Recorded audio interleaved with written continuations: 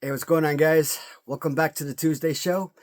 So, as of right now, we are technically officially done with let me backtrack. We're not officially done, but we are currently done with the 8-inch rubber figures for the Wrestling Superstars. I'm not officially closing the book on the 8-inch figures until probably the last video of this series. Now, I still want to do the prototypes and the variants again. Now, yes, we've done the variants, of course, when we did the full-on, series by series reviews. But again, like I said, over the course of this series, right, that I did want the variations to be its own special video as well. So I want to break down prototypes and variants in one singular video, but there are several figures that I've basically been having on order for months and months, and they just have not come in yet. And I want to make that prototype video as heavy as possible with as many figures as possible. So instead of getting that last 8-inch figure video out to you today, I am going to postpone that video. So I am going to try and stretch that video out as long as possible to give, my customizers as much time as possible to complete those figures. And hopefully with a few extra weeks, they'll be able to have those figures completed and shipped out to me in time for the last video. So, with that being said, approximately 3 weeks or so from now, if it comes time to prototype and variant video time and it's not in hand, we'll just make do with what I have available. So, that means everything else is pushed up, and today we're going to be looking at the 4-inch Bendies. So I'm pretty sure everybody has seen the Netflix series that aired a few years ago, and they pretty much have a general idea of what the whole deal with the 4-inch Bendies compared to the 8-inch figures, what the whole deal with that is. When it comes to the Bendy figures, this is actually the original design for the 4-inch. Actually, let me give it a better... So, this was the original design for the LJN figures, and this is basically what you got, right? As was described in that video, when you are marketing your figures to distributors, you want to kind of upscale your action figures, so it kind of hits on every aspect, every detail of the figure, so it really kind of hits home with the distributor, so they know what they're buying. And they could put it, obviously, into their stores, right? These were the original designs for those action figures. But the buyers, they absolutely loved this upscaled figures. So they didn't want this. They didn't want this little microcosm of an action figure. No, they wanted this huge 8-inch rubber piece.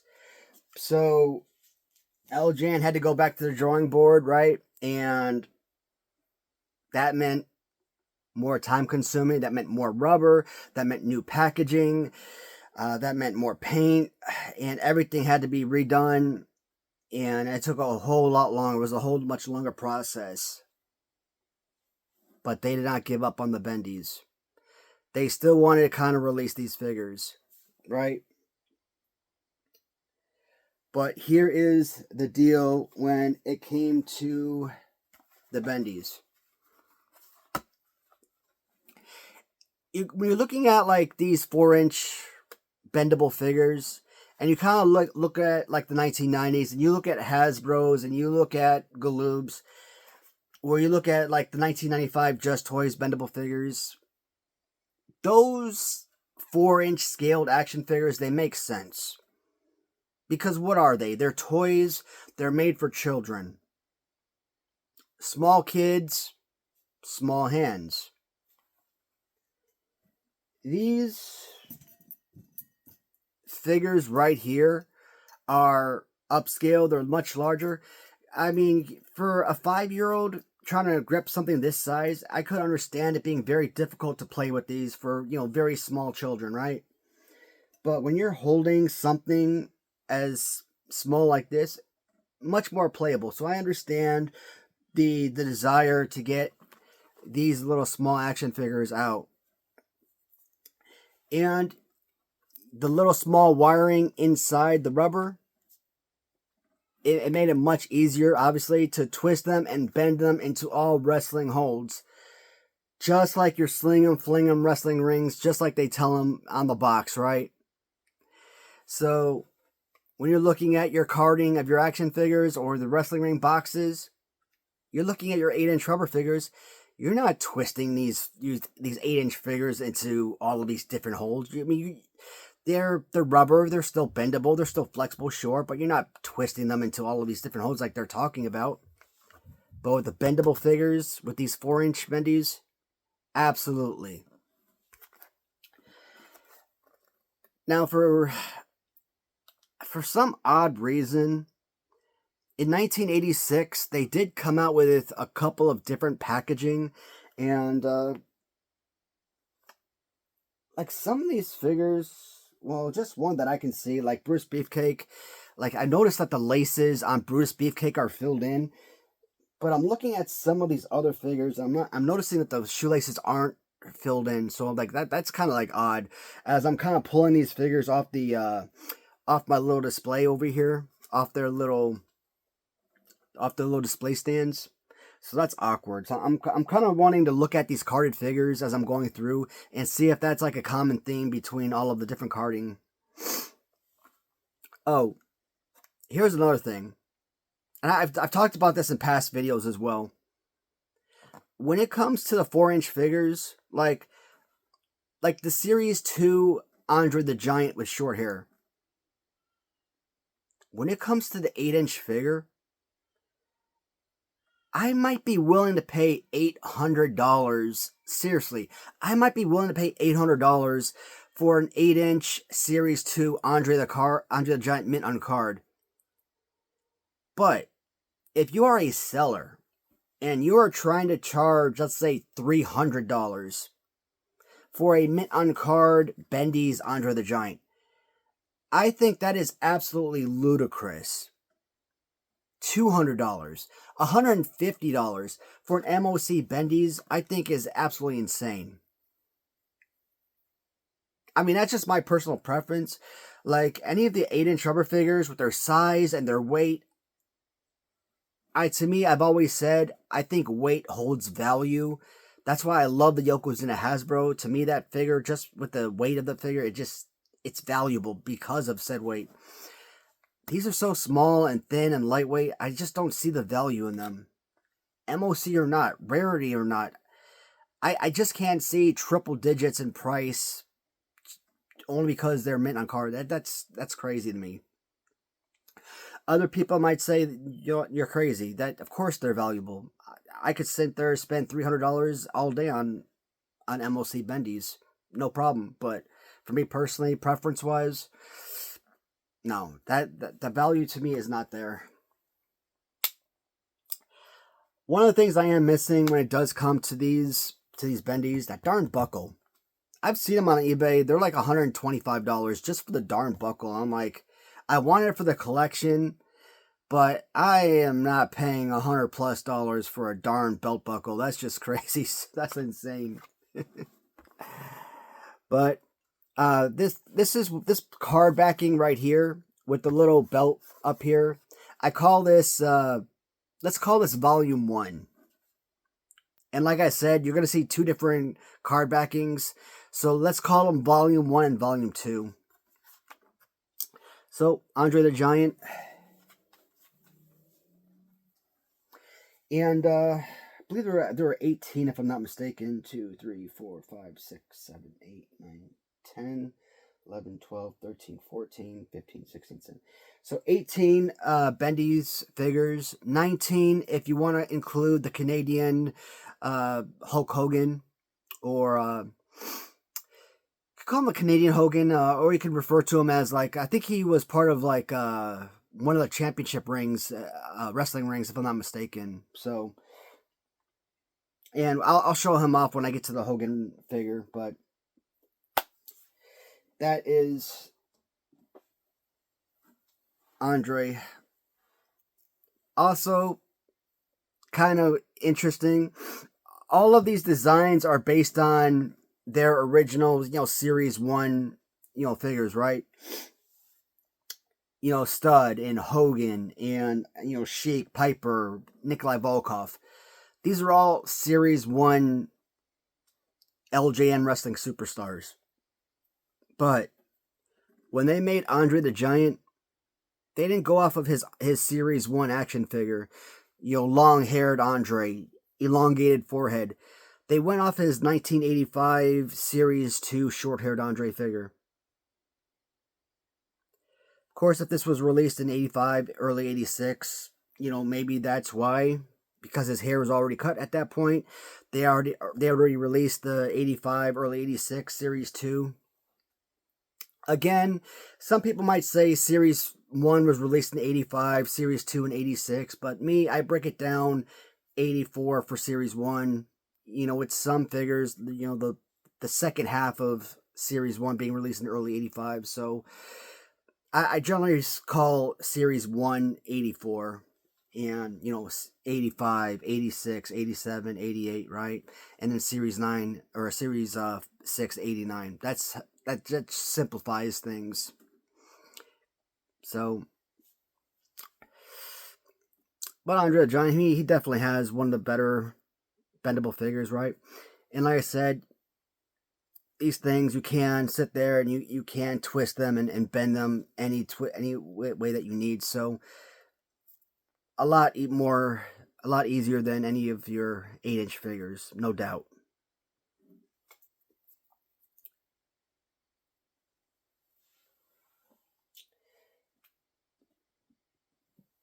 And Andre the Giant, number 2, Big John Stud.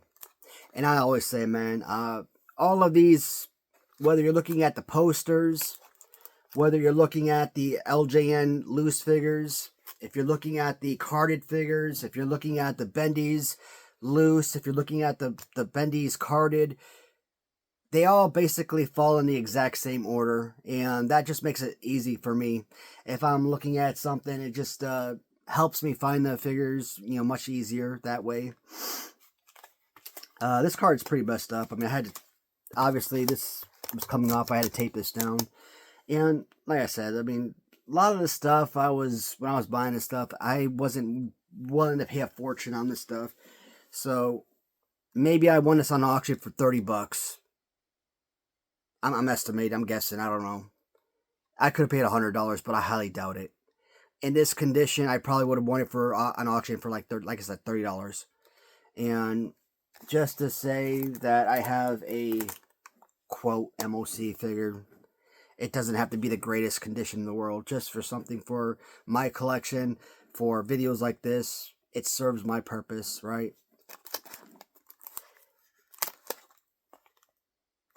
And again, this is another, volume 1. And do I have? Yes, I do. And this is the volume 2 of Big John Stud. Now, notice this one obviously doesn't have the title at the top, right? So it just says Bendies at the top.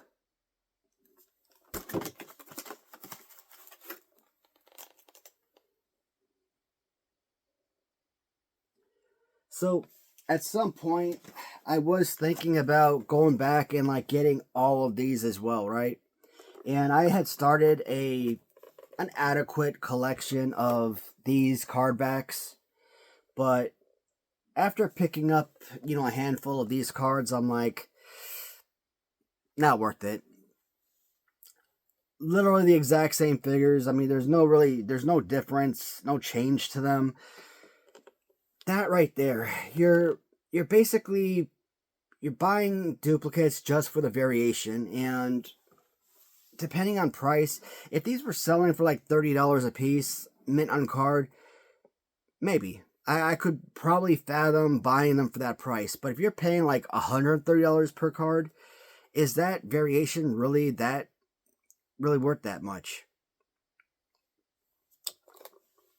To each their own. It's preference, right? But I don't know. I just can't see myself getting all of them just for that particular reason, right? And like I said, space. Space is always an issue when it comes to collecting. So, Big John Studd, one of my all-time favorite LJNs when it comes to the 8-inch figures. I mean, maybe if I, like, pop his arms back up so that he's actually, like, Big John Studd. That's better. So he actually looks kind of like his 8-inch figure. But when it comes to like the 4-inch figures, I'm like, I don't care as much about them. The 4-inch figures, they really don't do that much for me. It's the 8-inch guys that I care about. But with that being said, I still enjoy the Bendies. They're part of the LJN collection, and anything that's LJN related, I try to go for because it's still special regardless. Once upon a time, I didn't care about thumb wrestlers until I started collecting LJNs, and even thumb wrestlers became more and more special. And today, thumb wrestlers have become one of my top 5, top 6 all-time favorite collectibles. So, go figure, right? And then we got Hulk Hogan. Go figure that Hulk Hogan, of course Hulk Hogan's going to be like one of the most darn expensive figures on card.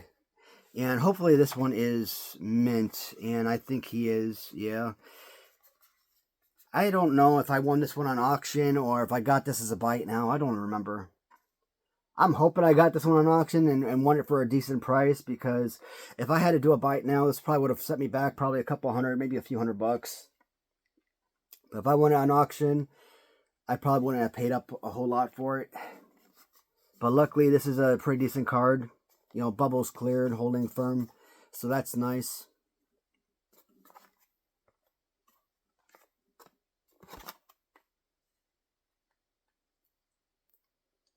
Clearance, $2 back in the day.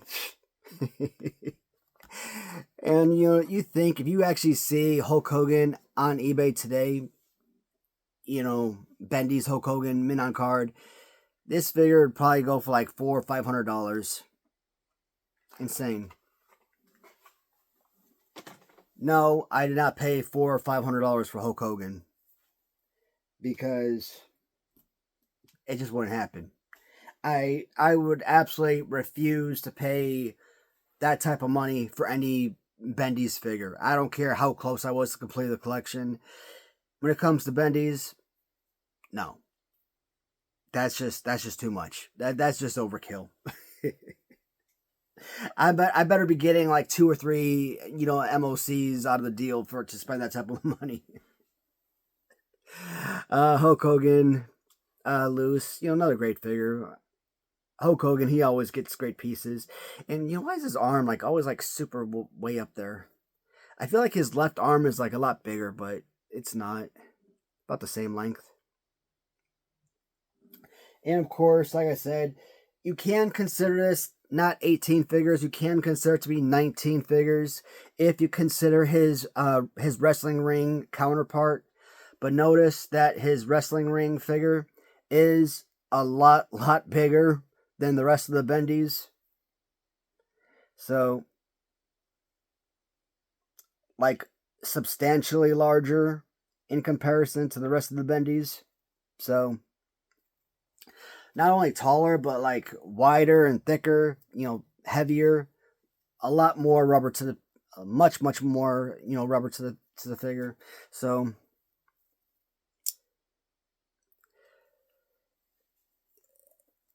Yes, much more rare, and of course, much more expensive. So if you ever find the blue knee pads Hulk Hogan, you definitely want to try and pick that one up if you can find them for a good price. I mean, these guys are like, what, $10, if that, most of the time. Depending on condition, I don't know. I don't know what these are going for nowadays. Back in like 21, 22, I'd probably say if you were getting these for like $50, that would probably be like the going rate. You know, if you went on auction for like $30 nowadays, I think that's still a fair price. But they could be as high as $75, $100. But I still think, you know, if you can get it like $20, $30, I think that's an excellent price, even if the value isn't there anymore. You know, if just for collection purposes, you know, $20, $30 figure is not a bad pickup. Like I said, it's still, you know, rare in comparison when looking at the rest of the Bendies, so this isn't something you could get carded. Like I said, it only comes with the wrestling ring.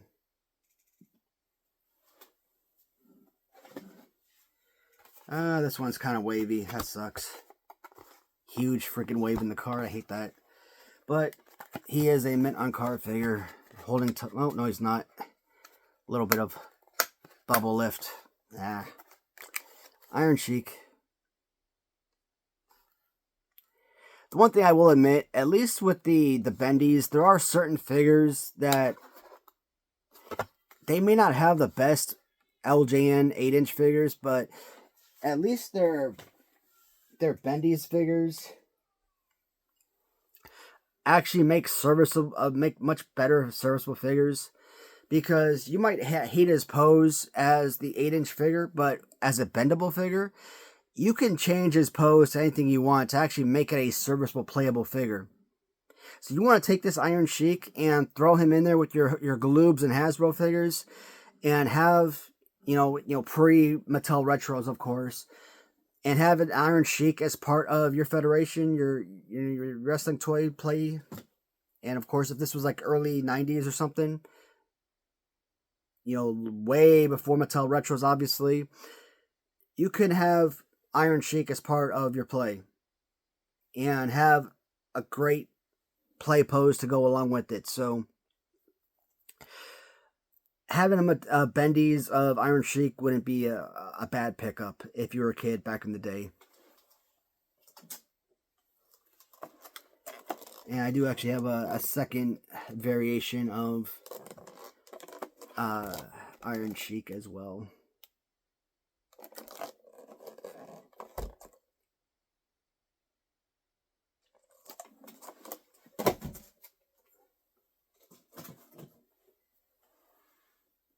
Alright, Iron Sheik. So far, I'm not seeing any second paint changes to the boots on any of these cards. I think it might just be that Brutus figure. I think Brutus is the only one that might have the difference of where the laces are actually filled in. Because none of the cards and none of the actual figures are actually filled in all the way. Piper's next. Then we got Roddy Piper.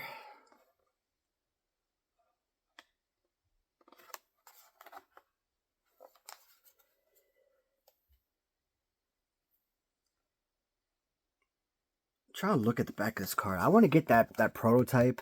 Who was that? That Brutus Beefcake? So there's a few different variations I really like on this. Actually, no, man. There's several variants. You got Brutus Beefcake, obviously, with the change of pants, right? So that's a really nice variant. You've got Jesse Ventura, you know, with the headscarf, headband.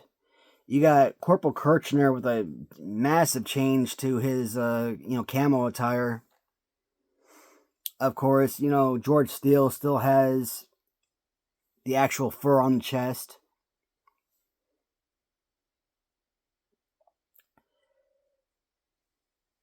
Junkyard Dog. I mean, he does have, I mean, Junkyard Dog, he looks more like his thumb wrestler because he just has the trunks and knee pads, but he doesn't have like the full on, full length pants. So, I mean, that's a variant. I don't know what's up with Bobby Heenan. He's got like some long, like, he's got like black, it looks like a black jacket and whatnot. Not like his blue, blue sweater that he's wearing with his LJN. It's like a red shirt with like a dark blue blazer or black sweater or something. But even Lou Albano, he looks weird. Like he looks like he's got like a connecting beard, right? He looks more like Corporal Kirchner a little bit in the face, and I don't know. Even his vest, it looks odd. That could just be me, but so I'm looking at the back of the card, and like there's so many differences between all of these figures compared to what actually came out.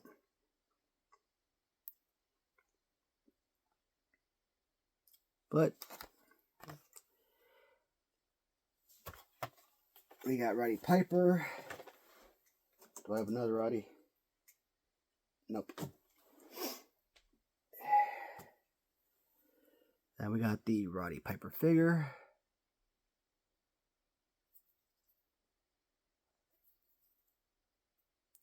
Here's another one. We already know guys like Iron Sheik and Roddy Piper. Two characters that are in the top 10 worst LJNs, 8-inch figures, right?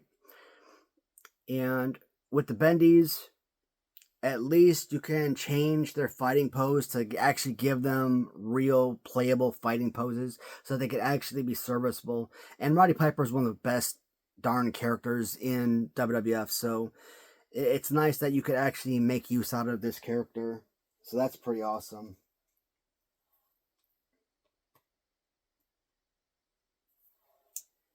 And you know what? One thing is, I never give credit to Hillbilly Jim, but I gotta admit, man, Hillbilly Jim, he's gotta be one of my favorite figures. And I've talked about it in the past, like anytime I've done like the first two my favorite LJN tournaments I've done in the past, like I always put Hillbilly Jim up against like Big John Studd. Right? Because the way that the figures used to sit on the shelf back in the day, I always wanted like, characters or figures I knew weren't gonna advance, weren't gonna win. I wanted to go against figures I knew I wanted to do well, or I knew had a chance to win. So Hillbilly Jim was gone. Stupid, because later on I realized just how much I freaking love the Hillbilly Jim figure. And this third time I'd done that tournament, I just let every figure be their own, did a random drawing, and I had like all of these different Hillbilly Jim figures, customs, original, and they all did extremely well. And this is, like I said, even if all you're doing is looking at even the Bendy, man, even the Bendy is just holding the Bendy in your hand is just so much fun. Like I could be just sitting on the couch, just watching a movie, just kind of holding this guy, just like so, just not doing anything. Just sitting there, just watching the movie, just sitting back, just like this. That just getting enjoyment, just messing around with it, like so. Those little grips, those that you hold in your hand, you kind of squeeze them, right? You just kind of doing something like that, right? You kind of messing around with the little grips, working your hand out. You could kind of do the same thing with this. Not for exercise, but just kind of like like a stress ball or something. It's just a great figure. Whether you're looking at the 4-inch or the 8-inch, it's just a fun, great piece. And you don't like this pose? Move it up. You can change it out. I hate that somebody wrote on the card. I hate that. That drives me nuts. During one of my sourcing trips, for whatever reason, some geniuses decide it's a good idea to write, handwrite on like the VHS tapes, the price that they want to sell their stuff, or put like a sticker on the VHS tapes and then put like packing tape right over it. So when you have to sit there and try and, scratch it off and then, peel it off, guess what? It takes the whole VHS tape, tape off with it. So now you just ruin the whole tape. Whether you're keeping it for yourself or if you plan on reselling the tape, guess what? It's garbage now. Maybe not the tape, but who wants to buy the cassette when the cover is ruined, right? So it's frustrating. And kind of same thing with that package. But of course I bought it because it was more affordable. Hillbilly Jim. I still say Hillbilly Jim among the Bendies is probably the best figure. Yeah. Either Hillbilly Jim or Albano. When it comes to the Bendies, those are probably the two best figures. Take your pick. Alrighty. Next one up. This is a beat up card, but that's fine. We got Nikolai Volkov. Oh, Nikolai.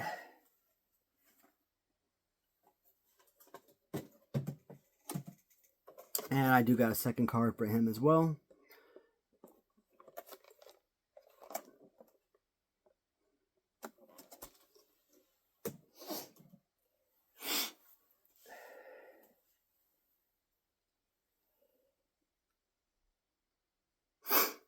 I don't like this pose.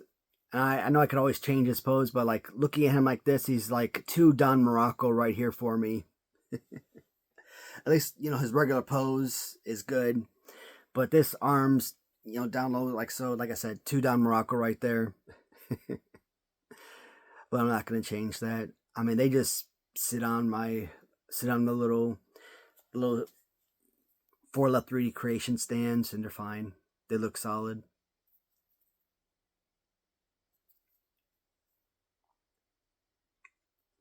It would have been nice if the Bendies continued a little bit more than just 18 figures. I mean, how many more would you have liked? I don't know. A few more series? A few more characters? Something.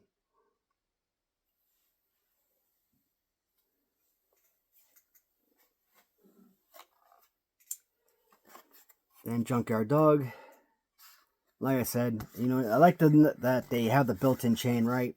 But you look at his pants, full-length pants, and then when you look at his prototype, he looks like the Thumb Wrestler, where he's just trunks, but no pants. So like that's so weird.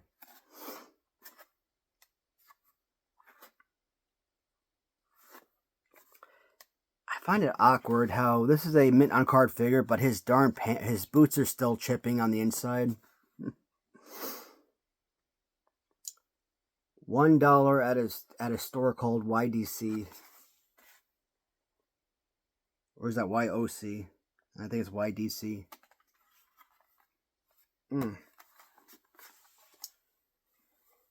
That just breaks my heart to see prices that cheap back in the day, man. I kind of want to go to like these dollar stores, man, because even bootleg figures, you go on eBay nowadays and look at those cheap dollar store knockoffs I used to play with and absolutely despise back in the day. And those same bootlegs that I absolutely killed me, that I just I had such a anger towards, that nowadays I buy because one, nostalgia, and I had them as a kid, and because I kind of want all of these different collections, right? And I'm buying those darn things up on card for like $20 here, $30 there, and it's like, shoot, I need to go to a damn dollar store, buy some damn dollar store figures, and lock them away, and maybe some years down the road, maybe sell them for like $50 a pop, because a dollar figure, today, these damn things are like $300. I didn't pay no $300, but you know, you get the idea.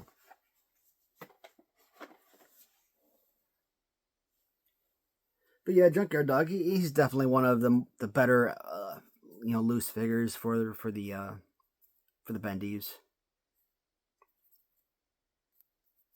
I like that his chain kind of wraps around all the way to the back, so that's pretty solid. Unlike that stupid, what was it, Jack Specific. There's a video I was watching from Figure Collection recently, and there is a Vince McMahon suit where he's like, it's a nice figure, and they have Vince McMahon in this beautiful gray suit, and that's all you see is him in the gray suit. But if you take him out of the package, gray suit comes off. That's it. It's just Vince McMahon gray suit on the front. But if you flip the figure around, it's empty. It's flat on the back. It doesn't cover the entire figure. I'm like, that is the stupidest thing I've ever seen. I'm like, Jack Specific really cheaps the hell out. I don't know what line that is. Survivor Series, something, I don't know. But Jack's Pacific, BCA, whatever line that they created, man, they just have some of the weirdest freaking figures. Stomp and all that junk, man, just weird. But I like that he at least has his arms out, kind of like his LJN figure, so I'm not going to change that out. That's pretty solid.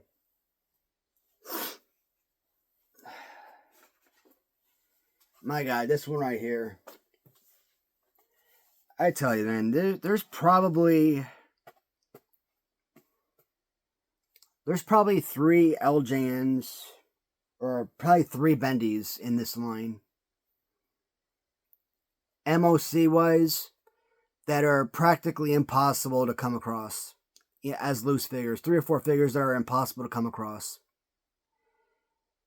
And this figure in my hand, is to find MOC is about a holy grail of a find when it comes to MOC Bendies as they come. And I tell you, this was the absolute pain in my freaking ass to find this darn thing MOC. My God. And this has like a dent in his left hand, and that sucks. And I think there's like a small, well, no, that's part of the foot, but, and I had to pay up for this. I mean, not like an astronomical amount of money, but I think because of that dent, a couple dents in here, I think that's the only reason I was able to win this on auction. But I tell you, this is like one of those items that it takes a huge weight off your shoulders to find this item. Brutus freaking Beefcake, man. MOC Bendies.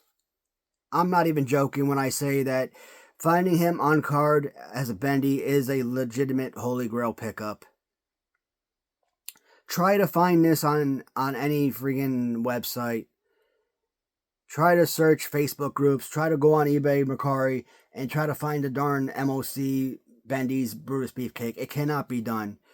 To find this and then have it and then actually win this, man.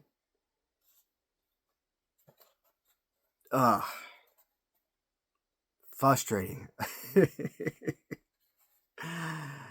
But finally, after 10 million blue moons, there it was on auction. And I was finally able to win one. Well, actually, I can't say finally able to win one because, like I said, that was like the first time I came across one. But that was like one of the biggest darn pickups of the collection, man. Not one of the most expensive, obviously, but definitely one of the biggest because of its rarity.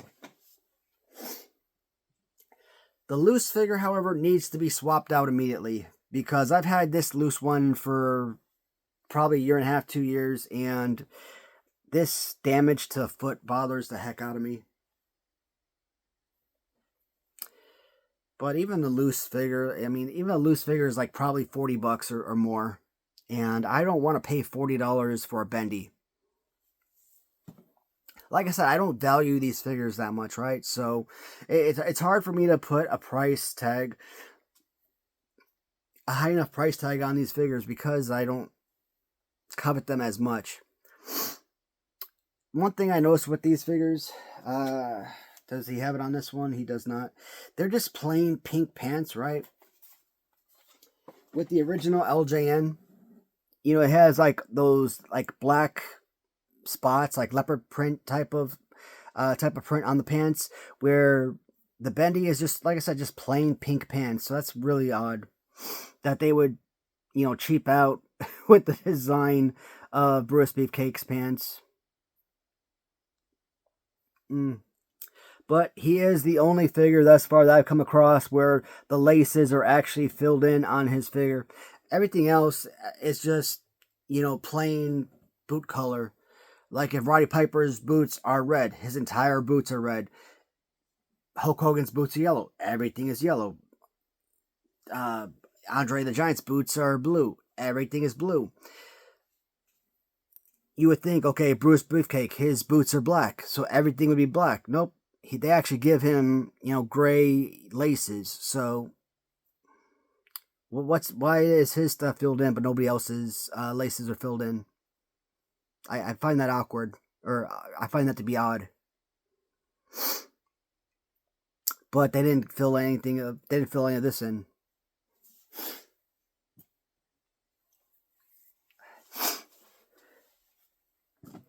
All right.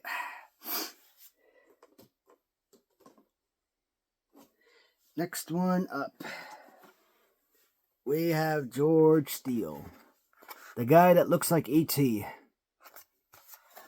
All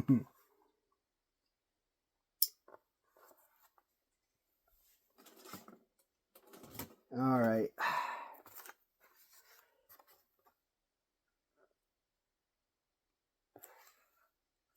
George Steele.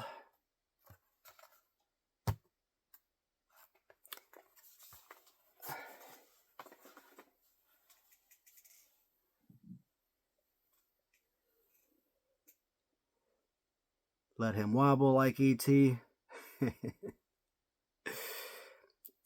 You know, same thing, man. Like, you know, put his arms up in a spot where you can actually sit there and actually wrestle him like a.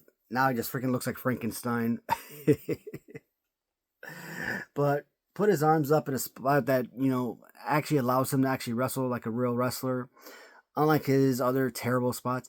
But this one's a little bit more bulkier, so like with him and like King Kong Bundy, I don't really see them having much of like a bend to the wire. Like I don't really pose these guys. I mean, basically when I buy them, however they're sent to me, I basically leave them with the arms positioned the way that they're already set up, so they're fine. And one thing I didn't do, I missed it with the last set, with the last couple guys, but I missed Hogan and Junkyard Dog. This was actually the second tag team set I was able to pick up. So, Hogan versus Junkyard Dog.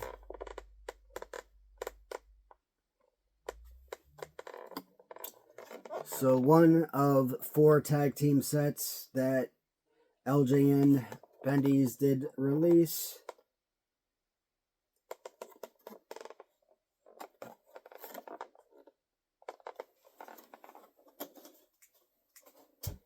And I showcased that because the very first tag team set I ever had was Lou Albano versus George Steele. Now, for the longest time, this was actually the only Lou Albano on-card figure I had. So, you know, trying to find Lou Albano as a loose, you know, individual mint on-card figure. That guy was like freaking trying to find him as a loose mint on card figure. That was a freaking unicorn by himself as well. I mean, that's like trying to find Brutus Beefcake, you know, mint on card. I don't know why some of these bendies are like so impossible to find, but this was the first tag team set that I was actually able to acquire. I probably got this one from Canada probably a year or so ago. So this was a really nice pickup. So I really enjoyed this one as well. And I actually had to take a picture because there's a couple of tag teams that I'm missing. I had to take a picture because I knew I was going to forget which. Here, let's see, which. I knew there were a couple tag teams that I was going to forget.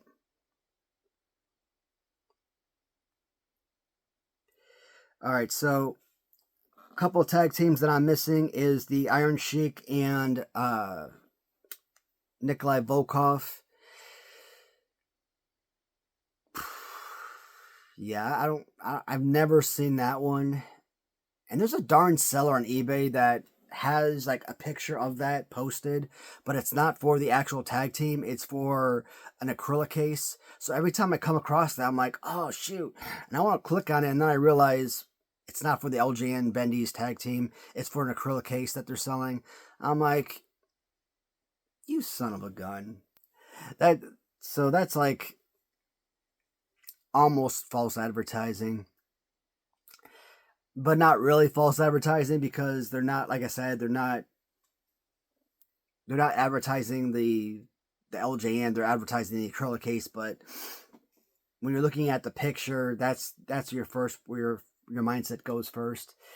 They're also a Macho Man versus Jesse Ventura. I think there's another one. Yep, actually I was wrong. There's 6 of them, not 4 of them.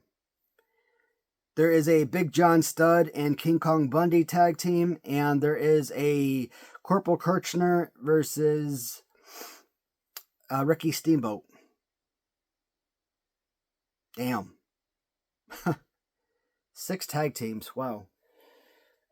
I am probably never going to find those. But, yeah, that is probably going to take me forever to ever track those down. I kind of feel like there was one of those tag teams.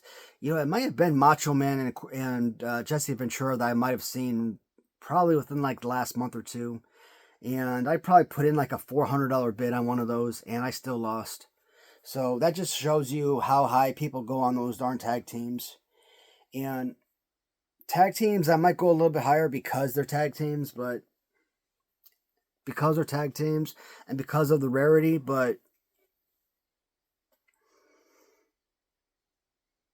I mean, do you want to go $700, $1,000 on some freaking rubber toys that you don't covet that much? I don't. I also got to manage my money, right?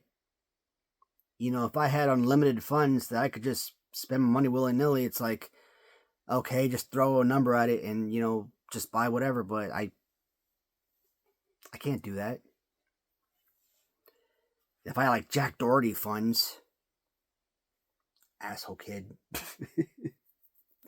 Did you hear what happened with that kid now? He goes to like freaking California, and I think it's like on Ventura Boulevard, he gets robbed, and he has like 2 of his like $300,000 chains get stolen from him.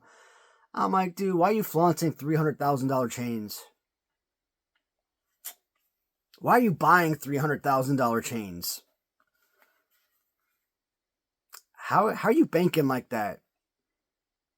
I mean, has TikTok and YouTube really been that profitable for you? Like, damn. I need to become TikTok famous. If that's insane. Oh man, that's crazy though. Next one. Next one up is King Kong Bundy. Love the King Kong Bundy LJN. May not have the pose that I crave, but I love the bulkiness of the figure. And he's just another ET figure from the Bendies, but it's okay, man. ET or not, I like the character of King Kong Bundy. He's got to be one of my all-time favorite bad guys. And I've always said, you always throw, if you put the right fighting pose on this particular figure right, you turn King Kong Bundy in from like, I can't even say that, because even though he had like one of the worst fighting poses of the LJN line, I still put him in like the top, where did I put him? Like number 13, number 14, something like that. Among the best LJN figures. One of the worst fighting poses, and I put him like number 14. Among the best LJNs. So, and then I got that custom where he's got like a, what do you have? Like a SD Jones fighting pose. I'm like, damn, that could be it. That could be like the greatest LJN figure ever made. Just by updating giving him an appropriate fighting pose. So, but we've got the Bundy.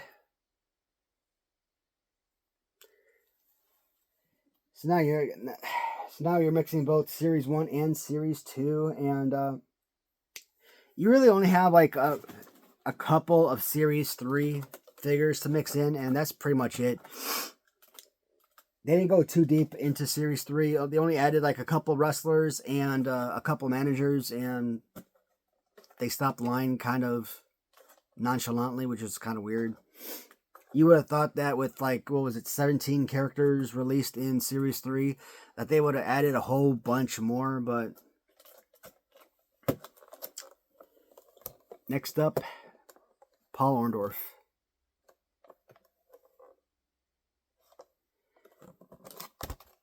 Paul Orndorff. And I also have my last Volume 2 Bendies also featuring Paul Orndorff.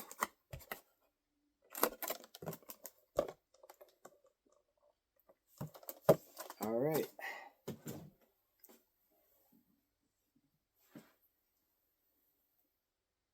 Kind of like your Big John Studd Series 1 figure, so I like this one a lot better than your 8-inch figure, where the arms are a little bit too close. But, you kind of take the arms out, kind of stretch it out, a little bit further. And, this one looks a whole lot better than his 8-inch figure. So, this one actually looks really solid.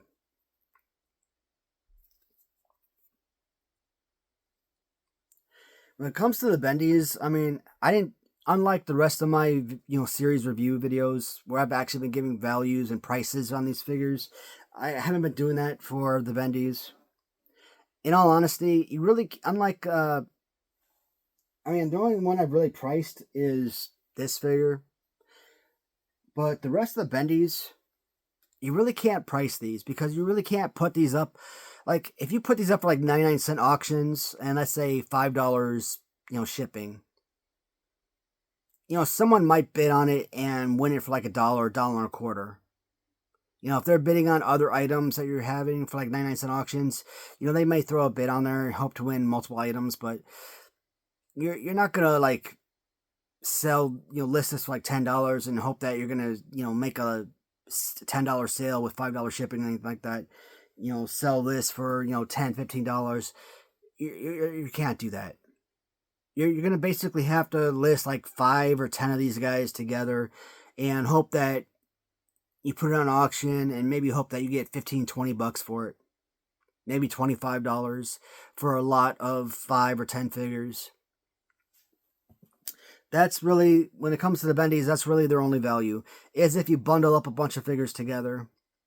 So, for a seller, that's the only way to earn any income from it. As a buyer, that's the best way to buy these figures, is as bundles. Or to, like I said, if you find someone who's selling them as dollar auctions, and if you're buying other items, to try and win them cheap, and trying to combine shipping to save yourself some cost. Because do you want to win this for like $1 and have to pay like $5 or $6 shipping? But if you win like 5 of them for $1, $1.25, $2, and you're paying $6 shipping on all of them, that's different, right?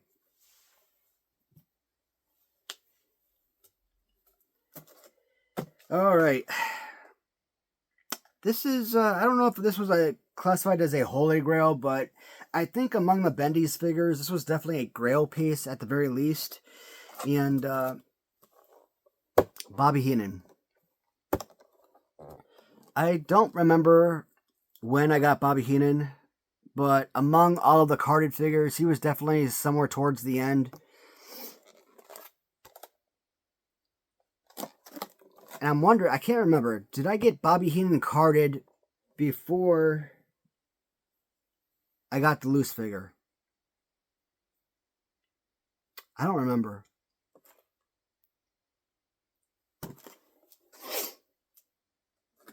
Yeah, I don't remember, to be honest. But it may have been easier to get the carded figure than the loose.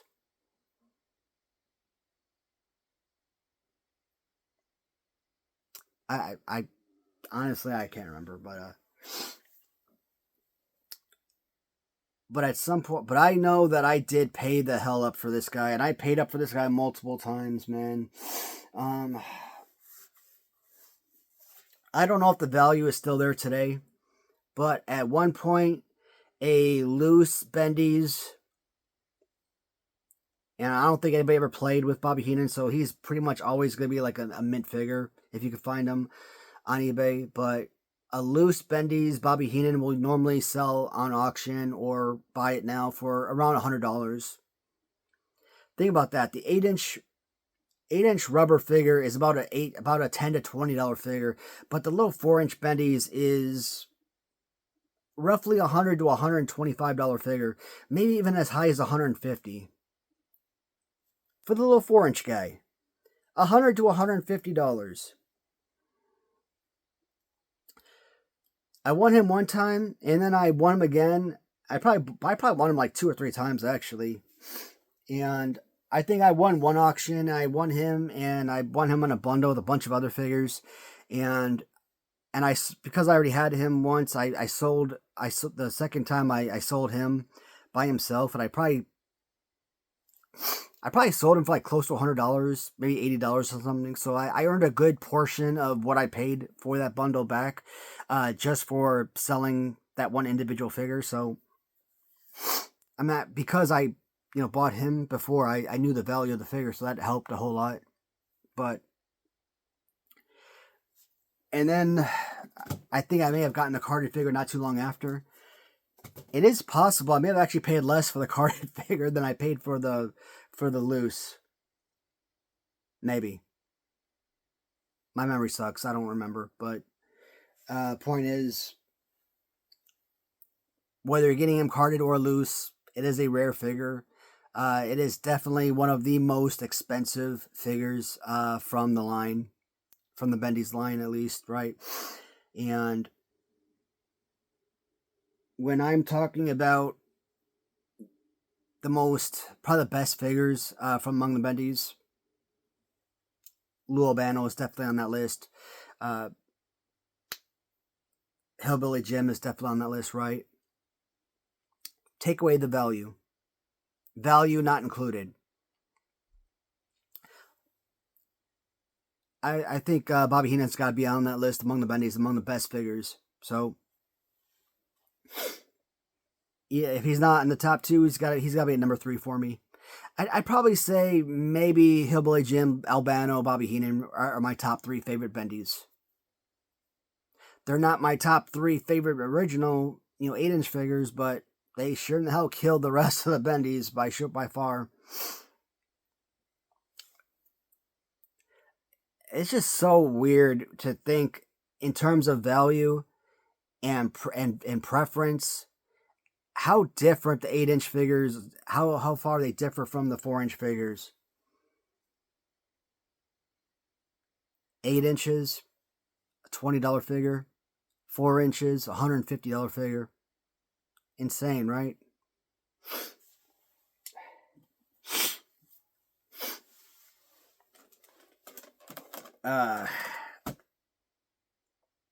This one, I think this right here was the last figure. I think this was the last figure that I just acquired probably in the last month or 2. And this right here officially completed my mint on card collection, at least for this particular variant. This complete, I say variant 1, variant 2, and Lou Albano on single card. Like I said, that Lou Albano on 2-pack for the longest time was my only MOC Lou Albano card. I don't know why Lou Albano on single card is so freaking hard to find. But I don't know, was this an auction or was this a bite now? I think it was an auction, if I'm not mistaken. Either way, man. Again, another figure that was like a weight off your damn shoulders. Like, he's just Lou Albano. But I was so freaking excited to get Lou Albano to help to finally finish off this series. Again, just off of this variant. I'm not going and trying to complete the variant B. At least as of right now, I'm not. So, but getting this one in was freaking amazing. And the card was great. I think there might be a couple bends maybe to bubble, but that's fine. This was a nice pickup. This was an awesome pickup. And nice, huge, thick figure. I mean, it's one of those reasons why I love the original 8-inch figure, because he's such a big, stocky figure, right? At least from the waist up, and then he's got, like, from the waist down, it's just a very small legs for such a huge, stocky character. And during my reviews, right, I talked about, at length, I talked about characters like Nikolai Volkov, because Nikolai Volkov was the LJN figure that got me into collecting LJNs. It got me into the love of the LJN collecting and my love for LJNs in general. I also talked at great length about Lou Albano. For someone who really didn't watch Lou Albano in wrestling per se, but I knew Lou Albano from wrestling because of Cyndi Lauper, because of Kittyland and the Kittyland commercials that used to air, back in Chicago. Like whenever we used to sit down and watch, Bozo the Clown, and every time we went on commercial break, the Kittyland commercials would come on, and Girls Just Want to Have Fun, theme song would air during the Kittyland commercials. And who is synonymous with that Cyndi Lauper music video but Lou Albano? I never had LJN figures, but for whatever reason, kind of holding that Lou Albano figure during that Series 3 review, just holding that figure and talking about him in particular, it was special to me. So I kind of get that same feeling, that same nostalgia, kind of holding this Bendy figures at the same time. So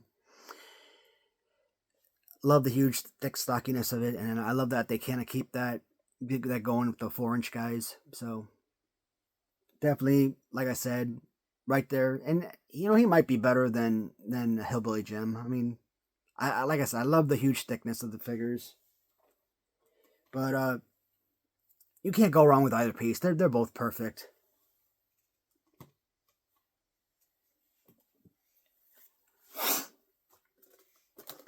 Next one up, we've got Corporal Kirchner. I would have liked it if they actually had this one as the bearded Kirchner. So I was watching a video probably a week ago, and I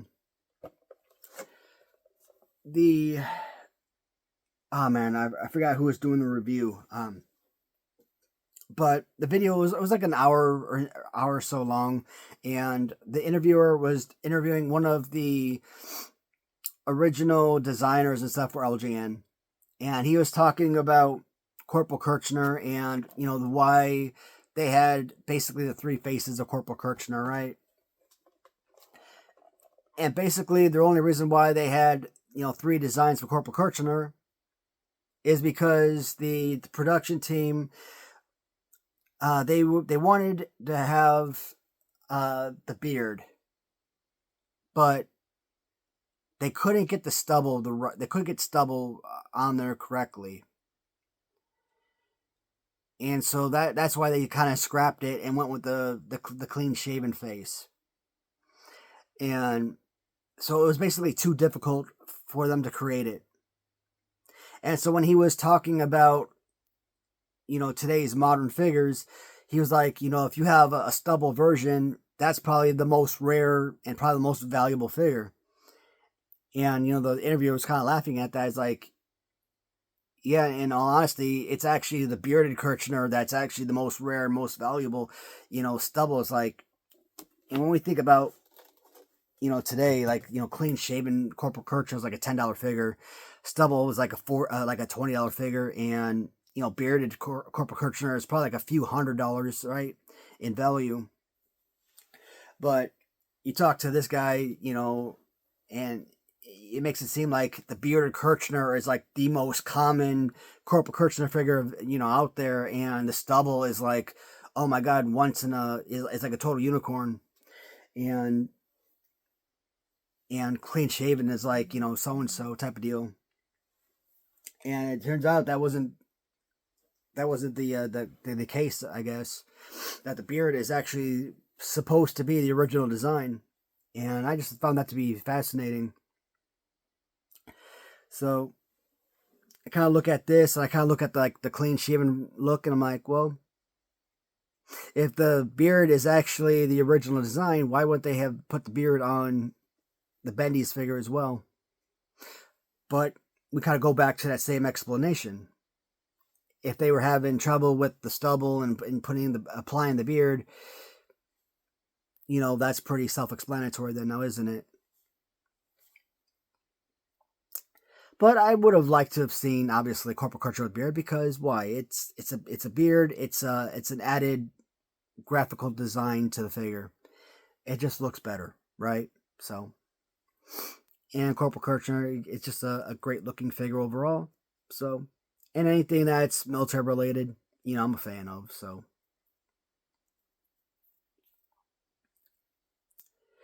oddly enough, you kind of see all of these folks, they're always customizing the 8-inch figures. I really don't ever see anybody ever customizing the 4-inch Bendies. And you would imagine that the 4-inch Bendies have got to be so much easier and more affordable to acquire than the 8-inch. And they're smaller, same rubber and design. So it's got to be a lot easier for people to be able to paint these and to be able to resell these, right? Less work, less time to dry, less paint. So if you buy a little thing of paint, yay big, maybe that little bottle of paint that costs, let's say, $5. Maybe you could paint a figure like this with that one little bottle, whereas it would take you, let's say, 2 whole bottles like that to paint an 8-inch figure. And maybe you have to use 3 different colors. So let's say $15 times 2. Let's say $30. Whereas, so what do I say? 2 bottles per. So yeah, $30. Whereas you're only using $15 for one single Bendy. And maybe you still have paint left over. Maybe it only takes you half a bottle to paint this. So maybe you have 2 figures you could paint for that $15 worth of paint.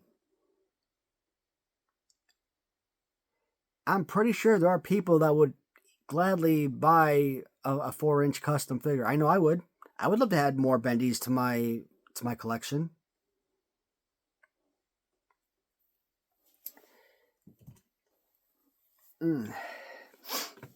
Purple Kirchner, and then why? I mean, didn't we suffer enough with the 8-inch Jesse Ventura? Do we really need a 4-inch Jesse Ventura? I'm surprised I haven't seen somebody turn the 4-inch Bendies into Hulk Hogan already. But at some point, you just know somebody's going to turn this 4-inch Bendies, especially after I bring it up. Somebody's going to turn a 4-inch Bendy Jesse Ventura into NWO Hulk Hogan. Oh, man.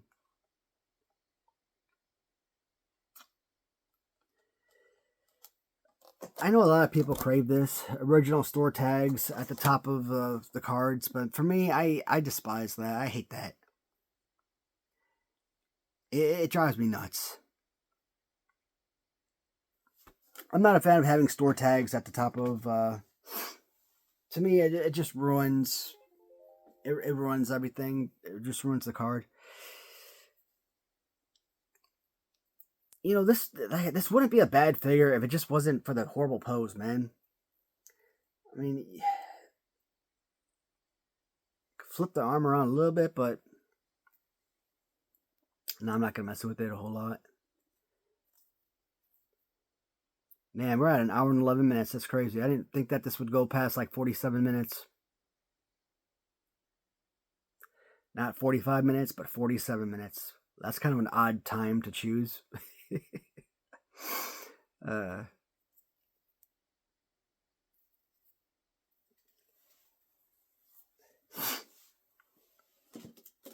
Jesse Ventura.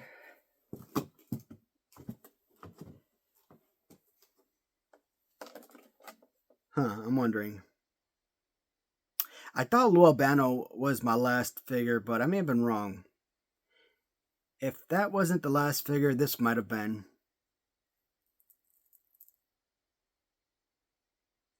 Well, either Lou Albano was my last figure that I acquired to complete the collection, or this may have been the last figure. Either or, it doesn't matter. One of these two were the last pieces. And, no, I still think Lou Albano was the last one. I think this was the second to last. But this right here is another unicorn. This is another Holy Grail piece. Just like Brutus Beefcake is practically impossible to find. This one is not easy to come by. So the chances that you actually find this and someone's actually selling it on eBay or something is, and that you happen to come across it, is freaking a godsend. And then finding the ability to freaking win it. I mean, like, my God. But Macho Man, thank you for allowing me to win this, because I desperately needed this for the collection. If I lost out on this, I would have been so angry. Yes, yeah, all of these figures, none of these have Brutus Beefcake. He was the only one that actually had painted shoelaces. Thought there was something like on the trunks or something, but no. Yeah. Yeah, see, this one's minty as well, and I don't see any difference. But Macho Man on card. And it's a really nice card too, not destroyed or anything. I think there might be a little bit of bubble damage possibly on the bottom, if I'm not mistaken, but I think because, like, you know, maybe there's like little creases or something up there. Maybe that helped me win it. But I mean, if people are really turned off by a little bit of creases in the card, I'm like, okay, I'll take it. I'm happy with it. That's perfectly fine. Well, look at that. This is like practically a perfect Macho Man. And this is another, for a Macho Man Bendies in this particular condition, yeah, I think when I bought this figure back in the day, I probably won this on auction, and I probably paid up on this one. In terms of value, if you're bidding on this figure, you're probably going to end up paying up. Something like this probably costs about $30 or $40 on auction. So for most of Bendy's, $10 value for most figures. But For something like a Brutus Beefcake, if it's in really great condition, you're probably looking at about $40. Ricky Steamboat is going to be about $40. Macho Man is going to be about $40. The Bobby Heenan is going to be about $100+. So the blue knee pads Hogan is going to be about $30 to $50. Again, it depends on who you're buying from, right? But Macho Man,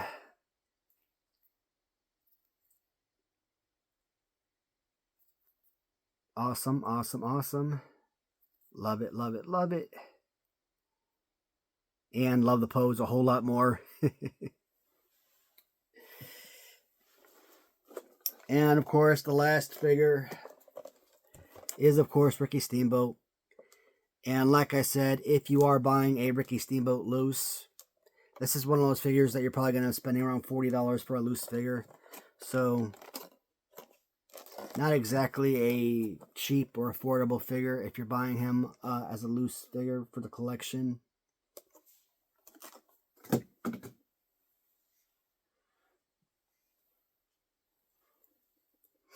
But among the loose figures, he is definitely one of the must-haves.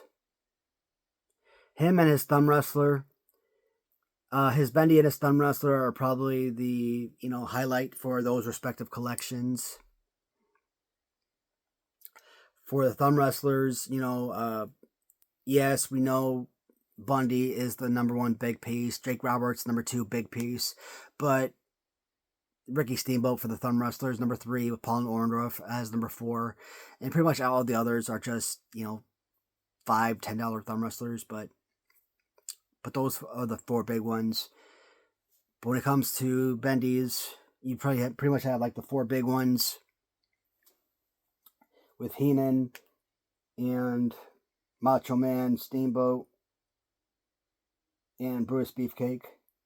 And then the rest of them are like, so-and-so figures. But overall, solid piece, right? I do not have the Bendy's ring. There is, of course, a ring. I do not have it. I've looked online for a Bendy's ring, and when they're asking anywhere between like $150, $200 for a ring, I'm like, no, I'm not doing that. If it was like a new in package ring, or if it was like under $100, I could consider it. But do I want a ring? I would have loved to have had it for this video, but the way I display my figures, I display them on those stands beautifully right here. So it's not like I'm going to display them inside the ring. So where would I display my ring? What would I put inside the ring? It's too small, right? So I couldn't put like, maybe the Simba wrestlers or something. I don't know. What could be small enough that I could put inside that ring other than the Bendies? Maybe these little 4-inch bootleg figures or something. I don't, possibly. Maybe those little cake toppers or whatever you call them. I'm sure I could find something, but I will get the ring eventually at some point in my life. I mean, it's not like it's going to happen overnight, but it is something that will happen eventually. Sometime down the road. I mean, we look at this collection. You know it's going to happen, but when? I don't know. But guys, we are almost at 1 hour and 20 minutes, and this video went a whole lot longer than expected. If you did stay with me the entire 1 hour and 20 minutes, I just want to say thank you so much for watching, as always. Next week, we will look at all of the thumb wrestlers. I do have the complete collection loose, and I probably have about a dozen or more carded figures, so we will have a bunch of them to look at, so that'll make a pretty good video. So that should last about an hour or so. And after that, the following week, we will look at the ring. We'll look at the 16-inch figures, and I might do the stretch wrestlers and video games. Or I might stretch that out into the following week. More than likely, I'll probably put that all in one video and make that like an hour-long video. So, and then the following week, depending on if those figures that I'm looking for have arrived or not. If they haven't, I might just say, oh well, and just kind of go off with what I have here already and make that prototype and variant video. And that will close out the LJN Wrestling Superstars. And after that, we will move on to the AWA Remcos. And that should only take about 5 or 6 weeks at most. I'm hoping. I'm really looking forward to doing the WCW Gloobs. I know those videos don't normally get a lot of views, but it's only going to take like 2 or 3 weeks to complete that. After that, I'm pretty much done. I think the Tuesday shows only get like 150 or so views, so I know there's not a whole lot of interest in the Tuesday shows.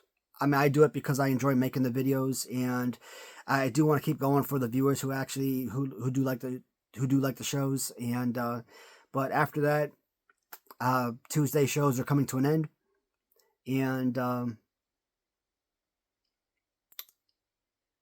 yeah, that'll be it. After that, I think probably Sunday magazine reviews will probably be the only ongoing show for the foreseeable future.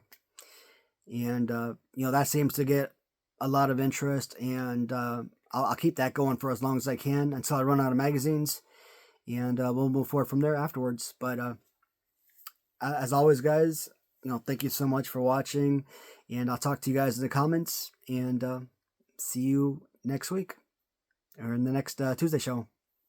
Take care, everybody.